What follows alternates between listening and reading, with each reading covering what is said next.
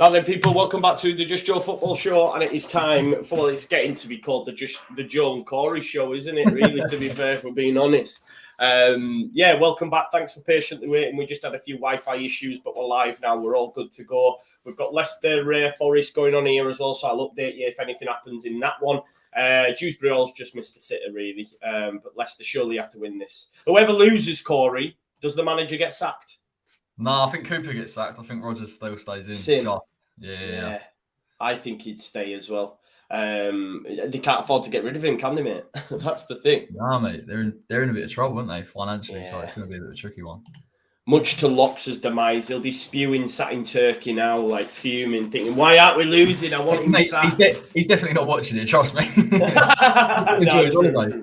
Yeah, his holiday does look pretty nice as well. Where he was going anyway. Was it Turkey? It was Turkey, wasn't it? I think so, mate. He's on holiday every other week, and he's every other week. Yeah, every other week. Please do smash a like on the video if you haven't already. Subscribe to mine and Corey's channel. Corey's channel is in the description. So please go on over and subscribe to his channel as well. It'd be greatly appreciated if you could do that for him and for me as well. So yeah, right, mate. We're going to talk of a mad weekend of Premier League football, goals galore, excepting a few, which were absolutely drab affairs. West Ham got a win as well, so you must be over the moon, mate. I know we texted on the evening as well. I was buzzing for you, so you're in better spirits today than normal, yeah? Mate, it's nice to actually see us win a game at home. I think it's the first one of the season. There's class goals. Like we'll get into it. It wasn't a perfect performance, but like I said to you before the game, I think the result was more important. And yeah, we got Fulham on Sunday, which is looking quite rosy. So yeah, no Mitrovic as well. I wonder how long he's out for, Mitrovic. So that's a massive loss for them. Yeah, and I don't think they had Polinia either at the weekend. And he's a massive loss as well. I don't know how long term that is, but if he's missing as well, mate, that's another feather in the cap for you because he's been their best player for me this season. Taking out Mitrovic, of course. Right, let's talk. Well, no better place to start really than in Manchester, of course. City 6, Manchester United 3. Do you know what I found funny, Corey? There was a lot of talk pre-match from content creators, from a lot of the media as well, that maybe Man United were on the comeback trail. They look like they might bounce back, but they were absolutely bad. Did you get to see the game, bro? Yeah, I saw it. I did see it, and yeah, I was one of them people that thought maybe Manchester United would make it more difficult. But listen, we'll talk about Erling Haaland, but I think that's the biggest factor. And I've just watched a bit of Monday Night Football and Jamie Carragher talking about that fear factor and for that 6th goal, you know, people backing off him now, and of course the assist for Foden as well. It's ridiculous. And do you think we're seeing like one of the future goals right now? Yeah, I never really like these conversations where it's like you hang up with it, but he's so clinical. It's silly, and of course he's a fantastic finisher. But what's really impressed me is that level of athleticism. If he gets in behind, you can't catch up with him. And I think he just gives City. You look at a lot of those goals for Manchester City in the past season or so. We've seen them dominate the ball, final third, control games, find an opening, and then they'll score. Now we're seeing Manchester City have the ability to transition very quickly and use someone like a Foden, De Bruyne, and Haaland, and be very, very comfortable and score a lot of goals in doing that. Yeah. So, in terms of the goal situation, listen, he's very, very close to. They're talking about him breaking the golden boot from last season. I think he's 9 goals away with 30 to go. He'll break that, and if he breaks it before the World Cup, and we're talking a 40-goal season in his first season, it's nuts, mate. He's silly. He's a silly player, genuinely. It's mad. Like you were saying there, after 8 games, Erling Haaland has 14, right? And he's just 9 goals behind last season's total. And he's done that in 8 games. It's different, not to sort of veer off from the conversation, but when you talk, we've had so many years of inside forwards and false nines, and of course Man City have been successful with it, and Liverpool to an extent as well. Yeah. But having these direct players now, it's hit that transition of styles where teams just aren't used to dealing with it anymore. And Haaland's, as far as a number 9 goes, is so well tailored for that style of play to deal with deliveries. And, someone was saying earlier on a podcast that he's probably the closest player to R9, you know, in terms of since then. Yeah, I know it's hard for you to say it in here, but obviously he doesn't have the dribbling capabilities and all that sort of stuff as that. But in terms of just scoring goals, and let's not get into a conversation of let's just be reductive of how good a player he is. He scores goals. Is that all he does? You know, ultimately he scores half chances. He creates chances for himself. He gives himself space within the box. Very, very rarely misses an opportunity. And that in itself is a skill set. But I thought it was so interesting against Man United. He dropped off the 2 centre-backs. And I think it just made them think twice about, do they go in with him or do they sit off him? It just gave Man City, again, like we talk about, a different dynamic. It's actually quite clever from Haaland, because albeit how polished he is as a finisher now, even at this age, he's still trying things tactically to improve his game. And if he improves his build-up, then, again, we've got an even bigger problem, which is frightening. Yeah. It's mad. Well, you've just to look at that Foden goal. I think it's the 3rd goal. The assist. It's almost a De Bruyne-esque pass that he does. Do you know what I mean? Well, and there were a lot of passages of play in that game where him and De Bruyne and the understanding and the weight of passing from Haaland, he's a top player. I think you look at striking of the ball generally, and we'll talk about Scamacca later and how he can strike a ball, but Haaland has it. He just has that. And it's so rare you see a player that young look that. Normally, if you looked at Haaland, albeit ridiculously elite, maybe you'd be looking at 28, 29 for his level of performance. But to be doing it at 22, and I think they pulled up a stat. I mean, it was Messi and Ronaldo were in the 40s, 50s at the same age. He scored 173 goals. That's not normal. Do you know what else is mental as well? My mate tagged me in this. You've probably seen it, but it just puts into obviously he's scored 3 hat-tricks now in a row at home, right? If you look at this here, the fastest to 3 hat-tricks. And he's done it in 8 games, bro. You've got people like, look at that list. Yeah, obviously. Owen, Van Nistelrooy, Torres, Cole, Suarez. For him to get basically 9 goals, 3 hat-tricks. Yeah. In only 8 games. And I think people, maybe you're letting them pass it by. But for me, it's like, damn, we're literally living in this. I think he's that good, bro. Like, this guy could end up with like 1,000 career goals. Do you know what I mean? It's mental, though, right? Because when you look at that list, it's pretty illustrious in terms of Premier League strikers, when they were in their pomp. And it's taken, the majority of them over 50 games. And he's done it in 8, bro. Yeah. It's insane. He's elite, mate. I mean, it just looks silly looking at it, because you're right. Yeah. Some of those centre forwards in that list that were incredible, but he is almost like, when you say about the greatest of all time, and we've obviously seen that Ronaldo Messi era, when you see figures like that you just can't understand because they're so far and beyond what records are, then he's pushing for it. But to do that in 8 games, and the fact we were even having a conversation 3-4 games in about, he's only had 5 touches in a game. He really cares. But it's funny, exactly. And it was the people that were trying to push a narrative about Lukaku, etc. But I think, I genuinely think, mate, in this, he barely touched the ball for the first 30 minutes. And then when he came to life, he just took the game away from Man United. And I don't care how many times, well, you wouldn't care how many times he touches the ball, do you? As long as he's scoring goals the way he is, it's insane. I'm going to ask you a question, bro. Do you think at some point this season, there is the realistic possibility that we might see a double hat-trick from Erling Haaland? Imagine, bro. It might sound mad now, They're playing, Bournemouth are the only team to stop him scoring this season. But I don't know, like, we've seen Southampton get hit for 9, for example, by Leicester. There is times when it happens. What's to say that he doesn't score a double hat-trick? I don't think I'd go that far. I think I could see him easily, but I think I could genuinely see him score, 4 or 5 goals in a game. And listen, we haven't, I really don't want to degrade some of these teams, but when you start getting to the FA Cup and the Carabao Cup and some of this opposition, and if he wants to play, and that's the biggest thing about Haaland at the minute, we thought he would come into this Pep team and he would be rotated week in, week out. There's such a hunger there that he's obviously saying, look, just play me. I'm fit. I'm ready to go. I've got a break coming up anyway. Does it really matter? So in those games, I can see him really putting teams to the sword. But it wouldn't be far off. I can't even believe what we're watching in terms of like. It's mad. It's mad. We watched Aguero and he's one of the best Premier League players, if not the best of all time. But as a clinical finisher, Haaland is actually scary. So I'm just glad we played him first.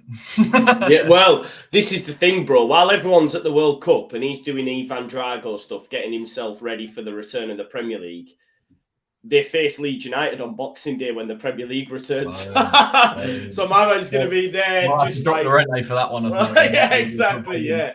Please no Llorente, that's for sure. But yeah, it was amazing. Obviously, a side note, which is mad when you consider he's a Manchester-born lad and he's scored a hat-trick. But Foden as well, mate. He's looking pretty. He's just getting better and better, I find, and it can only be a positive for England as well as Grealish as well. I thought Grealish was very good in this game too.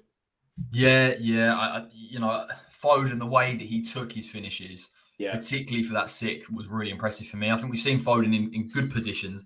And even though he's a talented player, perhaps you feel sometimes a little bit inconsistent in terms of that goal record. But I think now you're just seeing a team that's becoming more clinical when they get the chances. I'm telling you, it's just the fact City have always been fantastic on the ball and they will always control games. But the minute you start having players in and around there that force teams out of position and scare them and create space, if you give Jack Grealish space, if you give Foden space, if you give De Bruyne, we see for the cross as well, it's a nightmare. You can't deal with it. So it's strange to me how they've obviously been all good players, and I appreciate Grealish played poorly last season, but having someone like that, Haaland, in their team gives license to some of these really creative players already. And listen, Man City did it without Rodri. They had injury problems. I know they conceded 3 goals, but again, if you can outscore your opponent, then it's a good point you make that as well, because when Walker comes off and Cancelo goes to the right, I thought Sergio Gomez, who came on at left back, was class. Yeah. And listen, we haven't even really scraped the surface in terms of Manchester City's depth, which is crazy when you think about it. Julian Alvarez comes on. You look at Riyad Mahrez isn't getting a look at it in a minute, and of course he played really well last season. So City have got a lot of talent, but they've also got a lot of longevity to go. And I think we'll talk about Arsenal, and Arsenal definitely deserve a bit of credit this weekend. But Man City, as far as how good they've been this season, it does feel like they've gone to another level. I don't know if maybe that's fair, but maybe it's just because they're more clinical. Yeah, no, I agree. Talking about Man United, mate, obviously we touched on it previously. They were supposed to be back, but I think, again, they look petrified. Fair shout to Anthony. I thought his strike was absolutely immense. It came out of nothing as well. Brilliant strike from him. Question, though, like, I didn't understand... I mentioned it on the watch along that I did, is like, I understand keeping faith with players that have done well, but for me, surely that game was screaming out for Casemiro, just because of that experience, especially against a top opposition like Manchester City. Eriksen, I thought, was found wanting for the first few for me. He lost Foden in the box. I think that whoever scored, I think it might have been Haaland, but he let one of them run off him. Which then led to the goal. And he's not really a defensive-minded player. So for me, regardless of who's been playing well, when you have Casemiro on the bench, you just use him in that game, surely. I didn't understand it by Ten Hag. Yeah, I agree. I think Ten Hag, Eriksen playing as the 6 is always a little bit vulnerable, and it can work both ways. If a team presses too high and he finds the right pass, then he'll cut you open. And I think maybe he was banking on that. But a couple of times in those central areas where you do need a defensive midfielder to help you out if you are going to sit deep, they didn't have that. And I think it was asking too many questions of the centre-back, of Martinez as well, to go into areas that perhaps he really didn't want to go into. And ultimately, they suffered for it. And Casemiro is a weird one because, in principle, you would say a player comes to the club, you give them time, perhaps and Manchester United have been in decent-ish form recently. Would you bring him straight in? But when you're talking about a player of that ilk, of that caliber, of that experience as well, then it is a little bit of a no-brainer. But it's Man United are so strange. I thought they'd sort of half turned the corner. And then it's still in flux. You go get battered 6 as well by your rivals. It's not going to do them great for the confidence, is it? I just want to have a look just quickly, mate, who their next fixture is, because they need to come back. Just while I do that, obviously, I don't know if you've seen, but Roy Keane spoke afterwards about Ronaldo. Him and Micah Richards had quite a to and fro in the studio. I thought it was quite a good watch, as is always when Keane's talking. But he was saying it's sort of like, I understood it, right? To not play Ronaldo, I get it, right?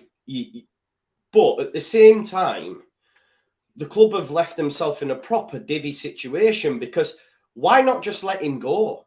Like, why say he has a part to play, keep him, and then have him sat on the bench, bro? I don't understand it. Like, surely Ronaldo's not going to be happy playing on Thursday against Armenia in the Europa League. Do you know what I mean? It's going to end badly, that situation. Yeah, it definitely sours it. And it's more of a political thing. I think when we were looking outside in before, there were elements of how Ronaldo would play. Maybe Manchester United could have played into him. He's still a fantastic goal scorer, albeit I think physically in his all-round play, he's suffering a little bit.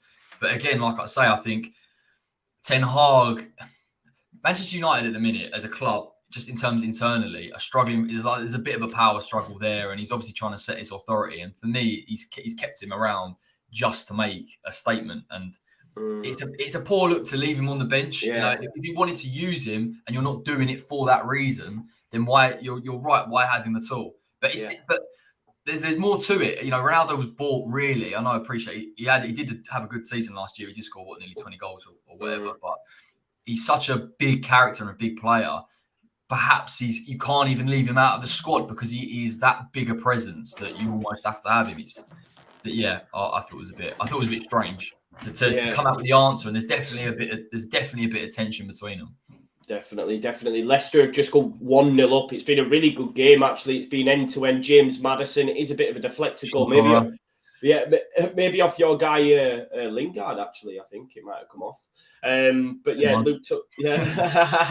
it looked over the keeper. But do you know what I will say? The way that they've celebrated that goal there, then Leicester players, it shows me that they're sort of fighting for Brendan, even though the fans might not be, because you should have seen the way they celebrated that goal. But it's 1-0 to Leicester. James Maddison. Lingard tries to clear it. It's a shocking clearance. It does take a deflection, but Maddison 1-0 Leicester. Right, let's move on then from Manchester City, Man United. It was a very enjoyable game. We've done 15 minutes on it. We're now going to talk about the North London derby. I thought Arsenal were immense again and continued to impress. That process, mate, that Arteta's been speaking about, it's almost complete, isn't it? Surely at this moment, mate, they are the closest to City. Yeah, I agree. They're the most complete team aside from Manchester City. And I know we spoke about it on Friday, that the record speaks for itself in terms of beating Tottenham, and maybe they would have thought that, but I still think the level that Arsenal are playing to across the pitch. We're seeing players like Granit Xhaka looks like a completely different. Oh, he looks unreal, bro. No, but it's so odd because it's, I've never been a massive Granit Xhaka fan, to be honest, and I think athletically he struggles in the sixth. But when you give him freedom and that license and the quality he does have going forward, actually you can see it. And listen, it was very, very clever recruitment over the summer. It just seems to have gone to another level. I thought Tottenham were poor. Still think they had a few opportunities.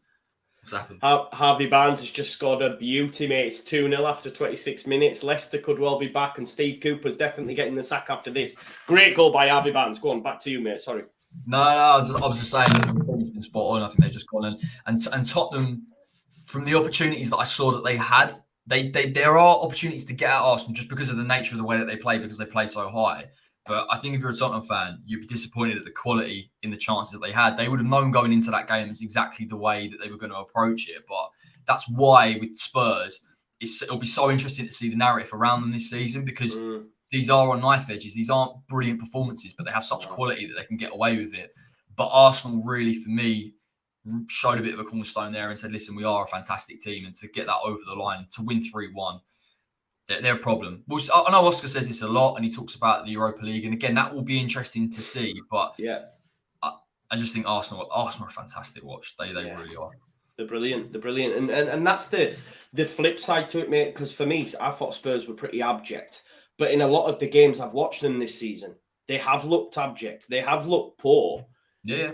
But still getting points, obviously. But that's the difference, in it, between the two sides. I mean, we were saying beforehand, I don't think any team has, in the top sides anyway, plays deeper than what Spurs do. I sort of understand it, like Spurs fans, because it's Conte and, it'll get results and stuff. But it's pretty turgid to watch at time, and it'll never go down well, them getting beaten so well. Conte said Emerson Royale sending off changed the game. I'm not too sure, bro. I think Arsenal would have won that either way, don't you? Yeah, they were just too dominant, really, in truth. It's interesting with Conte because, and it's not to dig out Tottenham as much as I would like to, but he's been at these clubs where the level of quality that he has within his squads is much higher than what it is at Tottenham, albeit Tottenham got a fantastic front three when all on song. And constantly is pinpointed that midfield and the quality of passing and how good they are in possession. Are they good enough as a midfield two to really navigate that and push Tottenham to that next level? And I think that's kind of what Conte's battling with. If he can get Basuma, I know Højbjerg's played all right this season, but if he can get Basuma playing and get him playing regularly, then I think Tottenham will begin to knit it together. But I agree, Tottenham, whilst you don't rule them out of top four, because again, like I say, Conte will probably get them there. And I think if you're looking against, you see how poor Liverpool have been at the minute, and Chelsea likewise, they're probably still more of a shoo-in to get into that top four. But even so, it's not going to be pretty. I don't think. But listen, if Tottenham go and they do something in a Carabao Cup or they win an FA Cup, it doesn't matter. Exactly. Yeah, exactly. And it is quite interesting, mate. There's only really Richarlison out of the new signings that's hit the ground running for me. I mean, we've not seen Jed Spence at all. Like you say, Basuma, there's issues there. And Longley. Who else? Who else? Perisic has done okay. Yeah. Tell a lie there. But it's not really gone as well, I think, as Spurs fans would have hoped for when they've seen the signings coming in the door. No, and it's interesting because I've seen a few Tottenham content creators and they talk about the quality of that window, and I praised it because on paper a lot of those signings were fantastic. They were tailor-made. We can't really get away from that. There was a concern that are they of that level that they're going to push Tottenham through? Are they're Conte signings and they're very, very good for what the system wants to be, but are they a next level signing? And I think that's kind of showcasing itself. And it's proper polar opposite to the signings at Arsenal, isn't it? Like the fact that Zinchenko and Jesus have come in and they've just took the club probably behind the scenes as well to another stratosphere. Fabio Vieira, I mean, you've got Saliba coming back, in multiple positions now. I mean, Saliba is a ridiculous player. Unreal. We're talking about genuine improvement in 4 or 5 positions for Arsenal that enables them to play a certain way. Even Jesus, of course, he scores the goal. You're almost less reliant on him scoring regularly because of what he brings to the other players. So all of them really complement each other, and I think that's where Arsenal have got it bang on. Yeah, and Ben White as well, even at right back, man. Even though he's playing out in position at right back, he's great. Talk about depth. The fact you've got Ben White and Tomiyasu now at right back, you've got Tierney, of course, and Zinchenko at left back. And Gabriel, to be honest, for the penalty, is massively suspect. And maybe Arsenal need to address that. But Arsenal are in a fantastic position, like I say, when you look at next summer, whatever happens this season, they're maybe 1 or 2 players away again. That's what I'm saying. Going, so it's not. They might even go in January, mightn't they? Depending on where they are, you know what I mean? They might give it another push in Jan. So be interesting to see. Another team that's sort of in transition, obviously, Chelsea, mate. Chelsea won with a last-minute goal, really, 90th minute. Conor Gallagher against his old side, really. Crystal Palace, it had to be them, I guess. But I haven't seen much of the game. I've seen the Thiago Silva incident, mate. Have you managed to see that? How's it not red, bro? Look, I don't like Chelsea and I don't want to go on and on about refs, but I've had exactly the same decision against us this season in how poor it's been, and for me that's a red. I don't know how they get away with it. I don't understand. I think I heard them talking on Match of the Day. It wasn't clear and obvious enough to go and overrule it, but and perhaps there's a player tracking back, but it's probably the most cynical foul that you can make when you're in on goal. And look, Thiago Silva's not stupid. He's won it all, so he knows full well. He knows what he's doing. Yeah, exactly. But, 100%. That was a bit disappointing. But on that game, obviously Gallagher gets his goal. It's a fantastic goal. Thought Aubameyang took his goal really, really well, which I kind of didn't know what to expect from him in the Chelsea team. But again, he can add that. He has quality in front of goal. So I think with Chelsea, we need to see, maybe until the second half of the season after the World Cup, what they look like under Potter, don't you? Because it's still that transitional period. He'll be still trying to work out his best side, etc. So it'll be interesting to see what they do in the transfer market as well. We know that they've confirmed, I mean, it's not confirmed, but it is confirmed that they've signed Nkunku for the summer as well. I think 60 million is release clause. That'll be some signing. So it'll be interesting to see how they get on as this Potter, I guess, revolution sort of goes on at Chelsea. Yeah, and Cuckoo's a fantastic signing, to be honest. Yeah. I know we give Toppoli stick for going out and signing everyone in there, but it is feels like a very Graham Potter player, if I'm honest. And I think he would suit Chelsea. I know they've spoken about maybe Kai Havertz going out the door and Cuckoo coming in. He's dead, isn't he, Kai Havertz, though? He is. He's got a good goal against England. He did. He did. Do you know what? Yeah.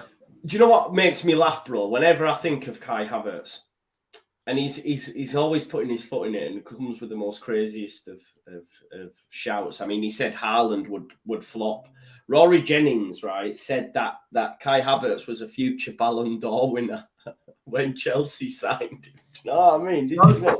It's mad. As silly as that is, I watched Havertz play for Leverkusen, and I genuinely believed he would be a good player. It was Werner. You could see very, very early on that it was going to tail off, and everyone talks about the higher lines over in the Bundesliga. But Havertz, I thought he has that mix of a 9 and a 10, but it's just his movement's not brilliant. If I'm honest, as like a centre forward, which I think really hurts him, and he's got talent, but I just don't think he's worked in the Prem, to be honest. No, definitely not. Just on Crystal Palace, mate, they're currently sat in 17th, which is mad when you think about it. It's 3-0. What a free kick that is by James Maddison. 2 goals for him tonight. 3-0 after 34 minutes. Steve Cooper will probably be sacked. Yeah, he'll be sacked at half-time, knowing their owner. I'm buzzing for Leicester, actually. I'm buzzing for Leicester and I'm buzzing for Rodgers. I wonder what Lox's reaction is to this. But James Maddison, deservedly so as well. He's been their standout performer, so he's scored 2 goals. He'll probably get a hat-trick tonight. 3-0. Forest are going down. Just on Palace, they're currently sat in 17th. Do we just put that down to tough fixtures? Obviously, sure, they'll fly up the table. They're too good to be involved in any sort of relegation scrap, do you think? Yeah, look, it's a last-minute winner for Chelsea, isn't it? And, of course, there's a Thiago Silva situation. And I can't talk too much because I haven't watched Palace week in, week out. They are a very good team. And I think if results had been different or certain things in games had happened, perhaps, of course, they would have accumulated more points. The thing with the Premier season is it's still so tight that these teams can definitely turn it around. I can only speak from West Ham. If we win on Sunday, we'll be like 10th or 11th. So they're not miles away. And I still have them pushing top 10. So it's just a shame that Conor Gallagher scores against them. That's probably the worst way to lose. Yeah. I've seen Lingard scored against us, so I know that's a very pain. Yeah, it'll be Palace's fixtures get a lot easier because they've got us next, so don't worry about it, Crystal Palace. You'll be right. And moving on to Graham Potter's old side, Brighton. I'd heard a lot. Listen, I don't know much about De Zerbi. I'd heard a lot about how he'll be much more attacking, maybe not great defensively as what Potter's Brighton were, but certainly better. And then for them to score 3. And of course, Trossard as well was picked as a player on, I think it was the Fantasy Premier League pod that someone said he will get the best out of Trossard. And you did that thing where I was like, do I put him in? And then he scored a hat-trick, man. I was like, what? But yeah, I mean, we'll talk about Liverpool in a sec, but just on Brighton, what start for De Zerbi? Trossard as well. Great hat-trick, mate. Yeah, honestly, the quality of the goals that Brighton scored and Trossard's first, where he slipped past Trent. It's not even that. I mean, Trossard individually, of course, is a fantastic player anyway, and was really effective for Graham Potter. But I just thought that movement of that front three. I thought even Danny Welbeck at points, what he was doing off the ball to help the players around him. We'll get on to Liverpool, but really causing them problems, pushing them back, pushing them deep, and then ultimately having that quality and that in front of goal to finish. And I thought, listen, Trossard was fantastic. The third goal as well, the build-up from the press and playing through it. And again, it's just, I'll be so intrigued to see what De Zerbi does with his team. But I think he has players that are almost ready-made for him. And I think they've responded really well. So, yeah, it'll be interesting. They'll probably I know, right? I bet...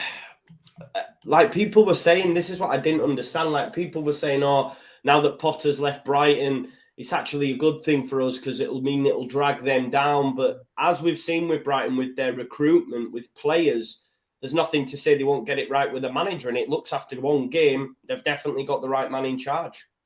Yeah, and look, styles sort of make the games, and of course being on that front foot against Liverpool, a lot of teams have done that this season and they're finding more and more success against it, but you can't take it away from them. And I think the quality, like I say, the quality of the finishes, the build-up, I think there'll probably be a little bit more intensity maybe in this Brighton team than there has been with Graham Potter, and maybe they'll be a little bit more open than they have before. But yeah, I think we underrate the quality, the technical quality of some of these players. And you look at someone like Caicedo, Mwepu, they have really good players. There's a foundation there already. So, yeah, I think they've got an exciting team, and I think you're seeing players as well at that age where they're beginning to really develop. And Trossard's been around Brighton for a long time. And he's kind of getting to that point now where he's been really, really effective. McAllister, we don't talk about, but of course he's been... Gross as well. Pascal Gross is different gravy as well. They're a good team. And look, I mean, not to take away from the centre-backs, because I thought Webster did well for one of the goals, but they're still playing with Webster and Dunk and Veltman.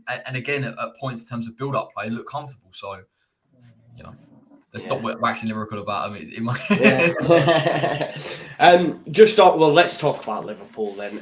They've conceded the first goal in 9 of the last 11 games. They're all over the shop at the minute, and we're going to have to talk about Trent as well. We've got a friend who's always constantly banging on about getting Trent in this England side. That there is the reasons for me as to why he's not in the England side. Just my opinion is because we don't play expansive. He would just get exposed all the time, and he continues to be exposed defensively for Liverpool. And he was woeful again, and they all came down his side. I don't know. Did you see the image of him, of Harry Maguire with the Trent Alexander-Arnold dreadlocks? No, I think I did actually. I've got to find it for you, bro. But just talk to me about Liverpool defensively and more so Trent. Yeah, look, sounds harsh because I think we've watched him for 2-3 seasons be incredible. But Liverpool as a defence are sitting so much deeper, not really out of their own choice, to be honest. And you're seeing a lot of these defenders struggling because the shape is all off. And whilst I've given Trent a lot of passes because of what Klopp's asking him to do and the positions he's asking him to pick up, the worrying thing about it is once he has to sit slightly deeper, there are too many frailties in his game. It's allowing players to run off him. He's getting beat too easily 1v1. There are just certain things. It's the physicality element of it, which I never really associated with Trent. Again, he looks to be beaten quite easily in the air. There's so many things about it where you're thinking they've got a real issue. And he isn't helped. Don't get me wrong. He's not helped by Liverpool's shape, and they are being exposed in areas where they could have been weaker in previous seasons. But Trent is such an interesting case. He's an unbelievable player when he's on it, but this Liverpool team is so out of it. You're not really getting anything positive from him. And I think Jurgen will stick with him by nature of the fact that he of course loves him. But it's a weird one. Any other team, if you had the quality, if you looked at a Man City at right back with Cancelo and Walker, and one of them was out of form, it'd be a very easy decision. But you look at Liverpool's right back choices, it isn't there. So it's almost like you have to play him through foot. It's deeper than that. Liverpool changed a little bit of the way that they play. There's a lack of athleticism in midfield. There's a lot to it, but I agree. The issue is Trent is now getting exposed week in, week out. And listen, you look at teams like Manchester City and someone like Haaland will look at Trent and target him. It'll be too easy. 100%. Well, obviously they've got Arsenal at the weekend. Martinelli will be licking his lips, man. He gave Emerson Royal a torrid time and caused the red.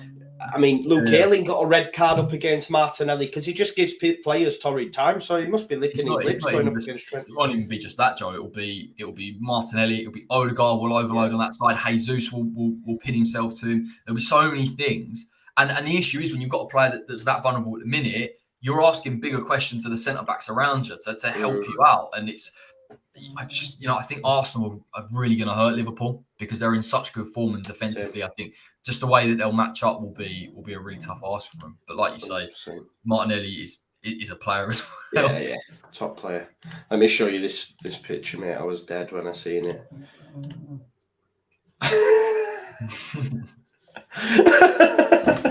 I thought it was brilliant, man. Honestly, I couldn't.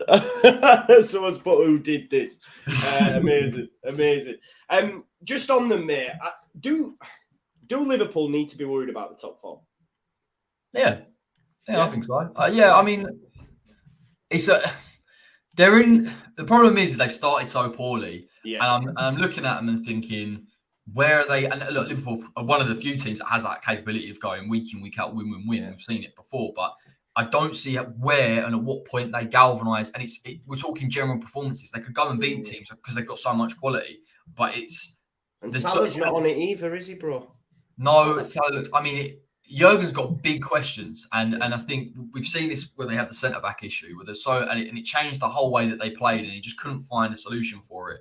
The issue is it's happened so early in the season, and you're probably almost banking on January coming very, very soon in the fact that there's a World Cup, because there needs to be a midfielder in there. Perhaps he needs just time on the training. Perhaps he needs time as a manager to think how he's going to get this team back to where it is. Perhaps it goes back to the way that they played previously. But you've just brought in Darwin Núñez as your 9. So you've banked on that being successful. Now you don't have that anymore. And the man scoring the goals is Firmino. And like you said, it's like they brought in Núñez, and I hate saying stuff like this because it's so, in hindsight, everyone could say it, but losing Mane was huge. And what Mane and Oscar talk about all the time, Mane, even in that 9 position, was fantastic in the second half of the season.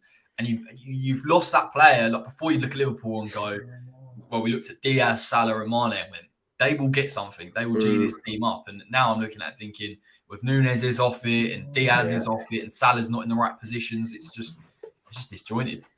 It is massively disjointed. Let's top 4 now, currently. What, you want it in order, or just whoever's going to be? Give me in order. Give me in order. I think Man City will obviously win it. Yeah. Arsenal, Spurs, and probably Chelsea. It's a third spot, isn't it? Sorry, the 4th spot. It's the 4th spot. I need to see more from Liverpool. Like, if you're a Liverpool fan, you're watching it thinking, where are we going with this? Because this is the same vulnerabilities, the same issues week in, week out. It's the manager's. Jurgen's got a big old task. I don't know what he's going to do. There's some Liverpool fans, admittedly on social media, but are saying like it's enough. But I don't think they'd ever sack him, would they? Don't sack him. Like, this is the thing. Don't be so hasty with it. I think Liverpool will be competitive in the top 6, definitely, because they're that good. But I think it's just because we've gone from seeing them. I mean, you look at the back end of last season; they could have won all 4 if they were that far away from really it. So it can always change. But at the minute, I'm looking at Graham Potter's coming at Chelsea. If he gets them going, they've got a good enough team there. Arsenal, Spurs, again, more consistent. It's just, I don't know, but they're not looking great for it. And they're really, to be 11 points off Arsenal at this point is a lot. Yeah, it is, mate. It is. I don't know with that 4th spot. I genuinely don't know, because you don't know over the course of the season whether or not Man United could get it. Genuinely, I know they've just been battered 6-3, but maybe they could get it. You've got Chelsea, Liverpool. We're all just banking on Liverpool hitting some form at some point. The only 2 teams in this league that play consistently at a high level are Arsenal and Man City. There's no other team that do it across, and that's been a theme across this season. Even of course us, but Leicester you could bring up in terms of someone you'd expect to be in the top half. Newcastle have had games where they've looked poor. It's just it just hasn't happened. Man United, as we've seen, it's going to be, because it's so tight. It could always change, and someone could just creep in and it'd be fine. But it's maybe West Ham, mate. Maybe West Ham. I think about the time, mate. More challenges. That's fun. We'll just touch on a few others now. Obviously, Fulham 1, Newcastle 4. Almiron's goal was something. The assist was unreal as well. Yeah, great performance from him. Leeds 0, Villa 0, absolutely shocking. And Bournemouth 0, Brentford 0. O'Neill unbeaten since he came in at Bournemouth, so he's doing all right. I think he's been linked with the Middlesbrough job, to be fair, because I think Bournemouth there's going to be some new owners or something, and they'll want their own man. I don't know. So O'Neill might rock up at Bournemouth after Wilder was sacked. As for Leeds, it's not a great performance regardless, even before the sending off. Anyway. Right, West Ham Wolves, mate. You needed that one. Bowen back on song and Scamacca with a wonderful strike, pal. 2-0. Yeah, can't complain, really. It was he made the changes. He could have made perhaps even more, but the changes that he made were important. I thought Scamacca was fantastic. I thought he was man of the match. He was everything about his all-round game is very, very It's clever, it's intelligent, technically he's very, very sound. I thought him and Jarrod Bowen, in terms of playing off one another, aside from the goals, really benefited from it. I think you even see for Scamacca's first goal that it's the pass initially into Bowen that sets it. And last season, at points, we were just really building off Antonio and Bowen. So to have a player that can come in, that again, in terms of striking, is incredible. I mean, the way that he's hit that ball, I know it gets a little deflection, but it's the touch and then it's the finish, and he's shown that a lot even at this early stage. And it's a crazy stat saying when he started for West Ham or when he scored, we've always won. So there's a lot of pressure on him to come in, albeit Antonio did well when he came on, so he had the best of both. The big carer at right back, and it will probably go under the radar a little bit, but having a player that was comfortable in possession helped Craig Dawson massively when he came in, and they both looked comfortable. And listen, Wolves weren't brilliant. I played with a false nine. It didn't. Even the chances that they did create, perhaps the only one was the Diego Costa header that he should have really scored. But aside from that, I never really felt threatened in the game. But we weren't perfect. It wasn't a dominant performance. It was so interesting. I thought it'd be a game where West Ham, there was an expectation. You dominate the ball, you're at home, you should go and beat Wolves, or you should go and create loads of chances. Actually, we just completely relinquished the ball and just said, right, you come and break us down. And maybe that's what Moyes was falling back on, but I can't complain.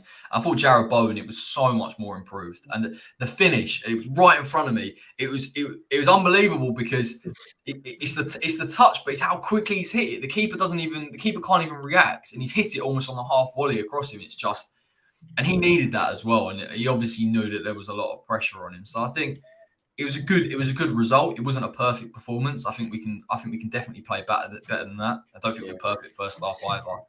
But we have to take it, mate. And look, we've got a busy schedule coming up. I think we've got Anderlecht on Thursday, Fulham at home, then Anderlecht again, then Liverpool midweek. So there's so many fixtures, and it's also so many opportunities when you look at it. If you get 3 points on Sunday, and you've got Bournemouth in the horizon, if you beat them as well, then we can start looking a little bit more comfy top half. But yeah, I think Moyes did what he needed to do. He made the subs. The only one that was weird, and I won't dig Pablo out because I thought Pablo did all right when he came on. He didn't bring Benrahma on when Cornet went off. I thought that was really suspect. I mean, he's been one of our best players this season. To not give him that opportunity just seemed a little bit strange. So I don't know if there's something going on there that's quite unhappy, but yeah, potentially, mate. I know I heard Moyes saying afterwards that it was you probably played better than that this season and not got results. But like you say, it's all about getting wins. Obviously, it cost Bruno Lage his job in the end as well. I think it's mad that he went back.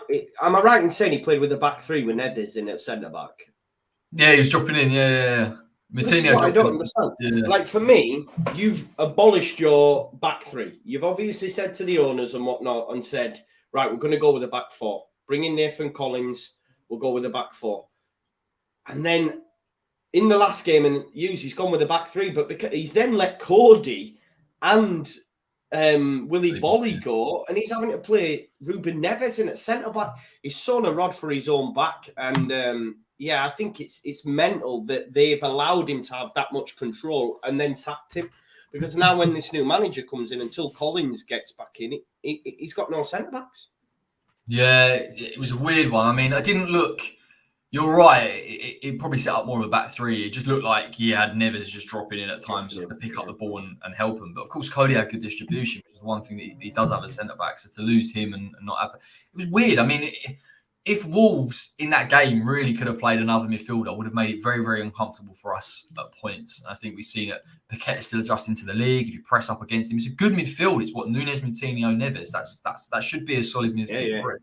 So it was a bit strange. I've heard they've been a little bit Lopetegui from Sevilla, which would be a brilliant manager to get in, and it would completely change the way that they play in terms of being a possession-based team. And they've got the players to be able to do that. But I agree with you, and Wolves fans will know better than me. I think Wolves were in such poor form for such a long time.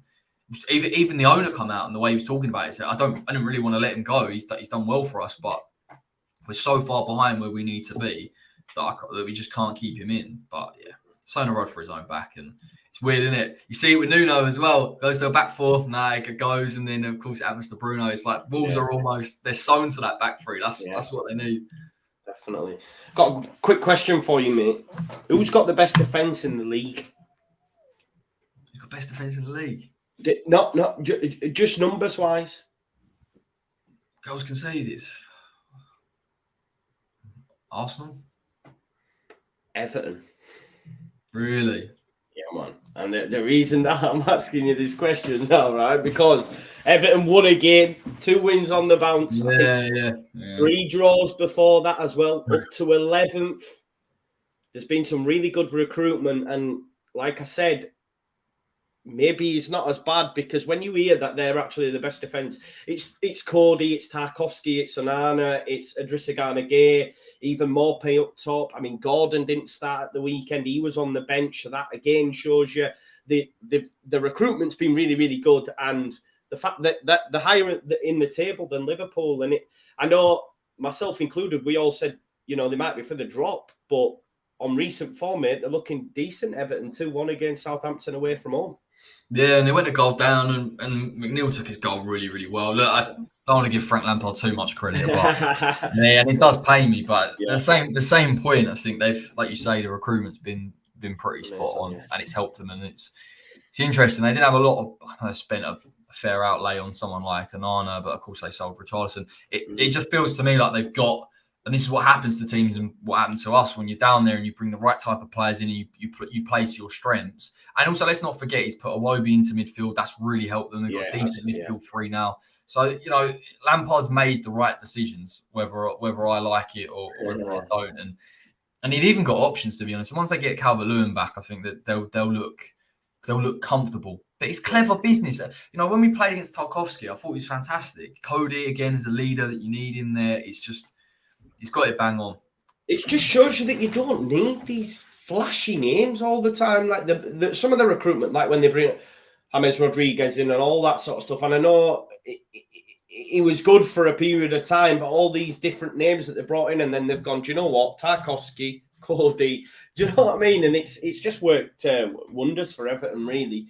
And we'll talk about Southampton, but what it does throw into question, just like with the top 4, mate, genuinely don't know who's going down. So I'm going to ask, you know, after we spoke about Southampton, who is that bottom 3?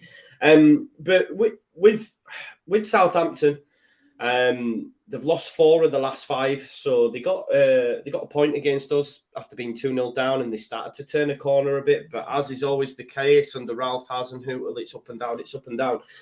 Lost 4 of the last 5. They've got Man City at the weekend, so they're not going to win that. They've then got you. And Bournemouth, and then Arsenal and Palace. So really, I mean, Bournemouth have done all right.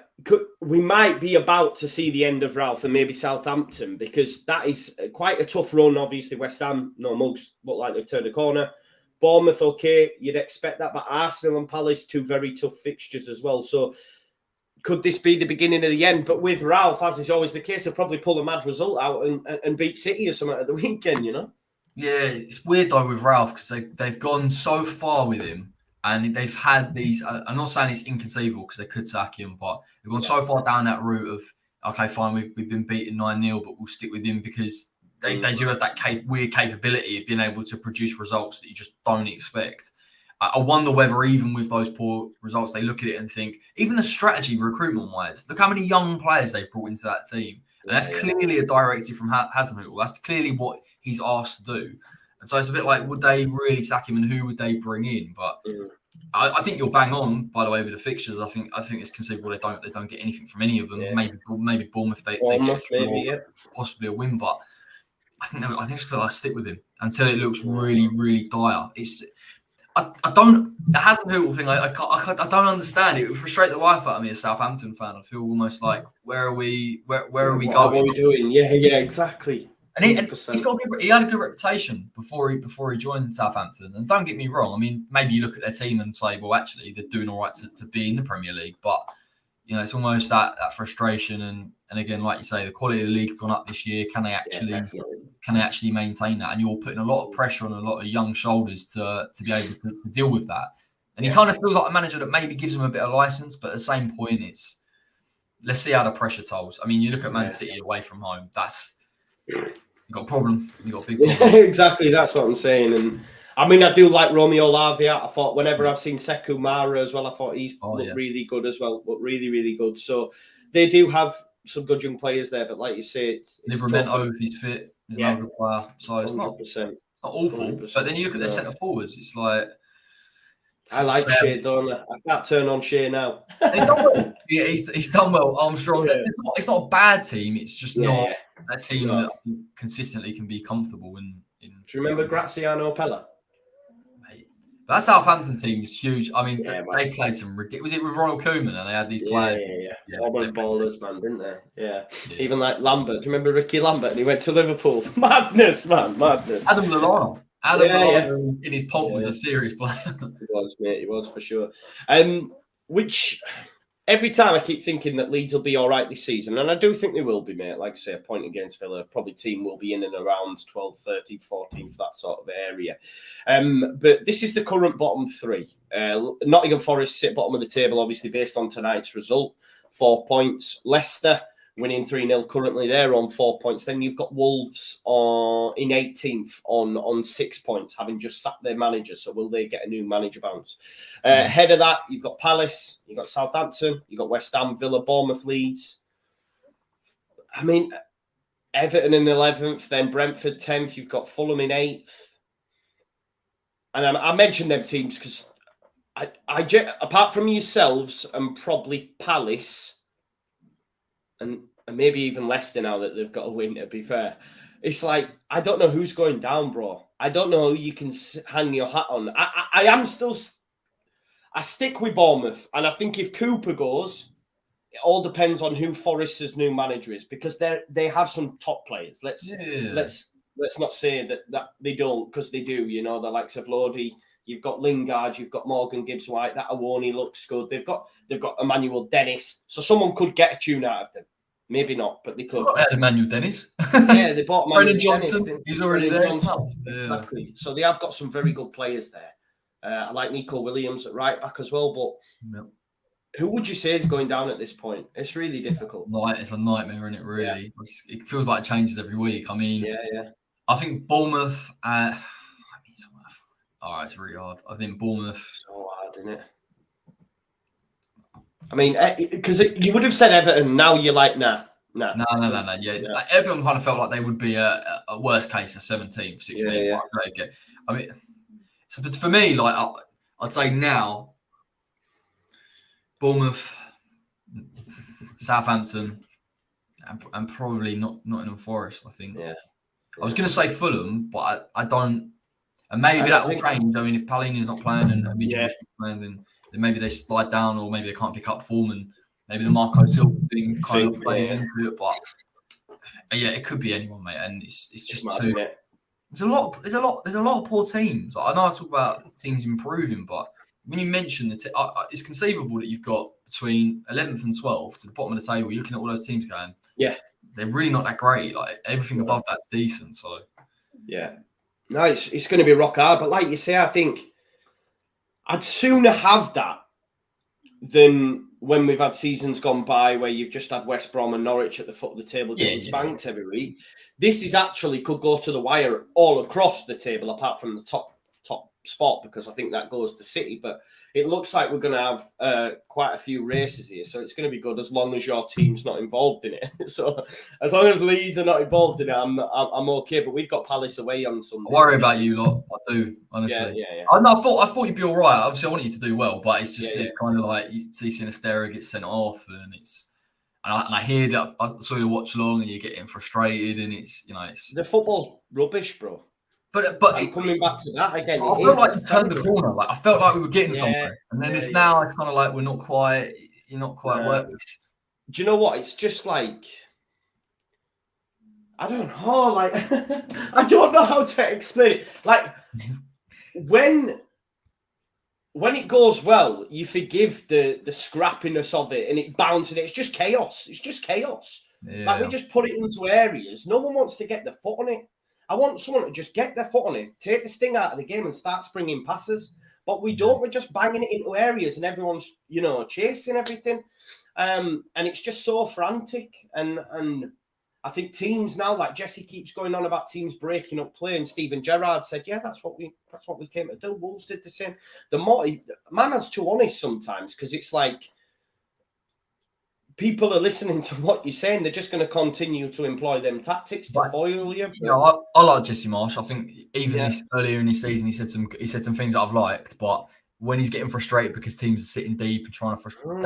That's if West Ham went to Ellen Road, that's exactly what I'd want Moyes to play like, because it would frustrate the life out of you. But when it works and you can play through the lines and you've got movement off the ball and all these players are in tandem, of course you'll probably look brilliant because you can't live with it. But at the same token, you're going to get frustrated if a team just sits deep and Gerrard, you got to remember, Gerrard is fighting for his job here. Villa haven't had a great season, so you can't blame them for doing what they need to do. No, it's a good job they can't finish the dinner, mate, because they should have beat us. They had a number of chances, but like I say, they can't finish, and I don't know what's going to happen there at Villa. But especially when they just don't create like loads either. Especially when you consider they've got Buendia, they've got Coutinho. We were bad, but their XG was on the floor.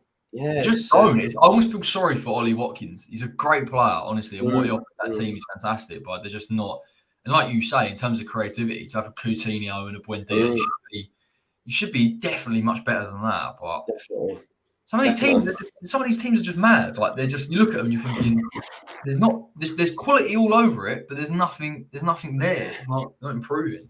We just need Bamford back starting, mate. We need Bamford back starting, and it'll enable us to get the ball up to him and him to bring others into play. Because when we don't have that proper do you think it's now a missed opportunity to not go and get I know you've brought Notto in, but a centre forward that keeps the ball. Yeah, because no one else can do what Bamford can. Like when we went down to 10 men and went to the back, we should have just done that straight away. But he kept Rodrigo on. But Rodrigo is slipping back into the Rodrigo we know, and he has a good start to the season. But in terms of what Leeds United need up top, we need someone who can hold it up. We need someone. And I don't care. This is what I mean. Like, people are too hung down on goals. Look at Danny Welbeck's performance against Liverpool. Yeah, it's class. He doesn't score goals. But look what he did. Morpay does the same, but he'll get you 8 to 10 goals. But apparently that's not good enough. Shea Adams does the same as well. But the thing is, Bamford's movement's class. He can and he can finish as well. And when he came on, he was getting us upfield. Because he's able to do that. But that's what we need, mate. So the thing that worries me, Corey, is we've had a month off and he's still not fit enough to start again. We haven't played for a month. He picked up another knock. The guy's broke. And that's disappointing because how old is Bamford? Maybe 29 or something. I don't know. I'm stupid here. I'm not actually. I think if you had a player that injury prone, 29 he is. Yeah, 29. Listen, I mean, look, we mentioned Notto, and again, I haven't seen too much of him, so I can't comment. But again, he could come through. He can't lead the line, bro. He can't lead the line. He's more of a second striker. No. He's small. He's stocky. You know what I mean? And I tell you what was quite interesting, that Joffrey wasn't involved. And then Jesse said afterwards, oh, no, he weren't injured. He's just behind Gnonto in the pecking order now. I found that insane because it's like Joffrey's not even getting in the matchday squad now, which is mad. Mm-hmm. And then we've got Sonny Perkins, who you know about, but that guy can't stop scoring, bro, like genuinely. So I think he's going to be knocking on the door. That's what I mean. Like, because of how you create chances, it's great to have a guy that can lead the line. But if you play that way, if you have someone that's like technical enough, like Sonny Perkins, again, he's too young for me to go. Of course. But as a centre forward, he drifts from a 9. If you could pick up the ball and link play, I think that would get you going, and you've got enough creative players, or someone like an Aronson that can run in behind. So you need that. But look, mate, if you can't get Bamford out after a month, and he's, I mean, God knows the last time he's played X amount of games, and you've got some service out of him. So it's sad because when he first came up, he was legit. He must be gutted as well, because if he'd have stayed fit, there's a chance he would have been going to the World Cup. If he wouldn't have had injuries, there's a chance Bielsa's still here. I'd go as far as to say that. You know what I mean? He was a massive, massive miss. But listen, it is what it is. This is how our season will be. I'm already like, let's get to next summer and buy some more players kind of vibe, because it's like, as long as we're in the Premier League, because I don't know, it's just turgid to watch at the time. And I'm sort of like, the Premier League, right? I was thinking about it the other day. The Premier League, I've sort of gone, like, it sounds mad, but it's just like, where can you go in the Premier League, bro? Like, it's difficult, man. Like, where are we going? Whereas in the Championship, I'm not saying I want Championship football, but the dream was always there. I was like, Premier League, man, I'm gonna get back there one day. I got back. I had that amazing season under Bielsa, which was behind closed doors, and then now I'm like, it's just like every game. It's like if you had a season where, like your first season up, and you didn't win anything, or you didn't get in Europe, you'd like that, wouldn't you? In terms of excitement and being like, all right, we compete with the big boys, and all right, we have a few results, but it is a tough one because it always feels like, well, where are you going then? If you're finishing 12th or 13th, you're like, well, now what do we do? Yeah, exactly. And I just know, like, come Sunday against Palace, it's going to be the same boring game to watch, bro. Like, genuinely, it will be. The only time we've looked exciting, really, is the Chelsea game. But a lot of that is because Chelsea will come and try and impart their style onto us. Whereas the other teams that are in and around us won't do that. So therefore, our tactics sometimes become it just looks turgid, bro. Because it's so tight and so congested. The player takes a touch and there's another player there. So it's just so bitty. Do you know what I mean? And sometimes pinballing up in the air. And I'm like, what am I watching here? But I think that the one game, which sounds mad, I don't think we'll get anything from, which might be a little bit more enjoyable, is our next home game, which is Arsenal. Because Arsenal are going to come and have a go, so we'll be able to try and 100%. Do our style on them. Do you know what I mean? I wouldn't even put it past it to go nick a draw or something. That's it's one of them ones. It's just the way you play. I know what you're saying. Say if you play with a low block, like that game against you will be horrible. It'll be horrible because we won't be able to break it down, bro. We're not going to be able to break it down. So it'll just be boring. But it's not. But it's never to say that it's different because we're at a different point. But if we weren't getting results and we haven't been getting results and playing poorly, West Ham don't play brilliant football. We can play good football, but we're not a brilliant side to watch either. That's the problem. It's when you play that way, you're always on the results side. Look at Conte at the minute. He's always on the results. If he loses, it's terrible. We don't want him. It doesn't work. Like it's tough. You've had Bielsa, you've seen the football, and then it changes, and you're like, I don't know.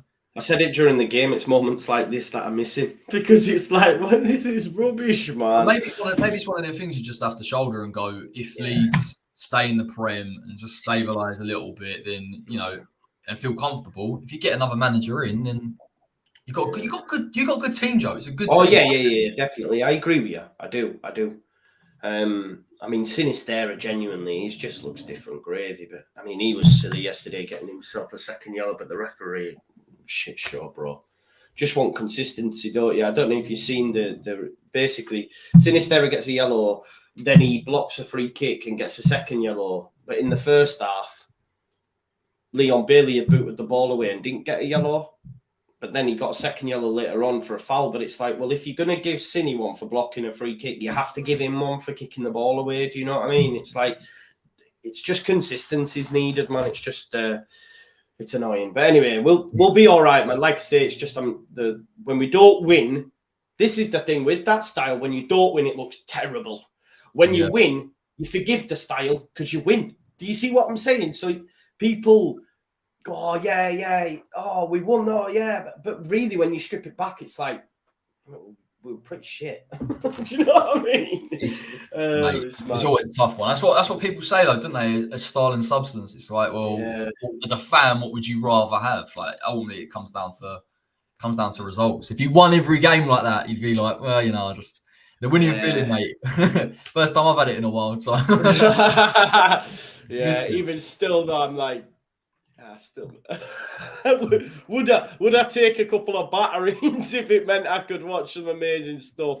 Quite possibly, I don't know. But them days are gone, man. Unfortunately. Listen, Corey, thanks as always for being Mr. Consistent and coming on the channel. what have you got on the channel, mate? What can people look forward to? And everyone, please do subscribe to Corey's channel. It's in the description. Yeah, I got a bit too excited after Wolves, so I didn't do a post-match. Oh yeah, we spoke. Yeah.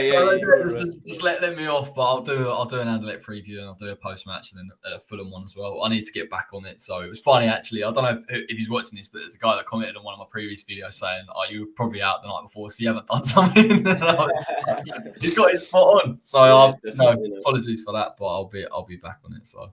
No worries, mate. Thanks as always for watching, folks. I'll be back Tuesday, Wednesday with some Champions League content. Thursday's midweek fix, and then Friday we'll have a Premier League preview out as well. So make sure you join me for that. Thanks as always for watching the channel, and I will see you on the other side. Peace out now. Bring back the